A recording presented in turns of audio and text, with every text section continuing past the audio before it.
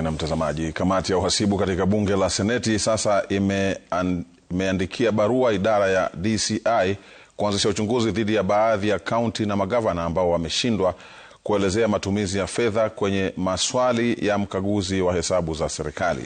Aidha, kamati hiyo imetaka tume ya kupambana na ufisadi EACC kuanza uchunguzi mara moja na kupeleka faili kwa kiongozi mkuu wa mashtaka ya umma, kama anavyotuarifu Stephen Leto.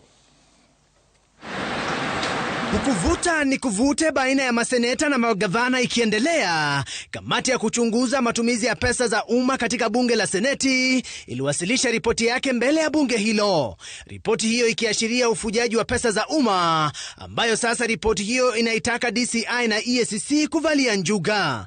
Katika kaunti ya Turkana, ripoti hiyo imefichua kuwa ada za kisheria zisizo za kawaida za shilingi milioni 22, huku ikifichuka kuwa kampuni 4 za sheria zililipwa kinyume na sheria, kwani hakuna rekodi za kesi zilizoshughulikiwa.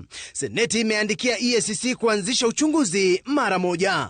Katika kaunti ya Tana River, gavana Dado Godana yupo mashakani, kwani ripoti ya Seneti imefichua kuwa malipo ya shilingi bilioni 1 yalibatilishwa katika mtandao wa IFMIS. Seneti ikipendekeza kwa DCI ifanye uchunguzi na kupeleka swala hilo kwa DPP kwa ajili ya kufunguliwa mashtaka. Tana River aidha imefichuka kuwa ada za kisheria zisizo za kawaida zililipwa kwa kiwango cha shilingi milioni 96. Kulingana na kamati hiyo inayoongozwa na seneta wa Homa Bay Moses Kajwang', hakuna mahudhurio ya mahakama yaliyotolewa wala hakuna faili za kesi zilizotolewa na kuwasilishwa mbele ya kamati hiyo.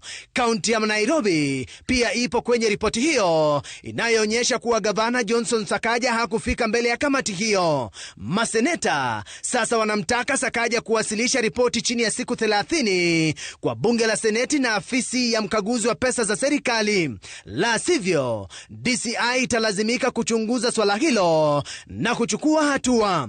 EACC vilevile kuchunguza iwapo kulikuwa na ufujaji wa pesa za umma.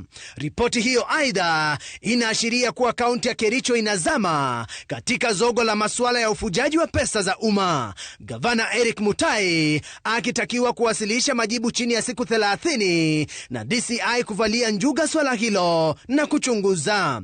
EACC aidha imetakiwa kuchunguza masuala yaliyoibuliwa na mkaguzi mkuu wa hesabu. Seneti sasa imemwandikia waziri wa fedha John Mbadi kusitisha pesa zinazopewa kaunti ya Kericho. Stephen Leto, runinga ya Citizen.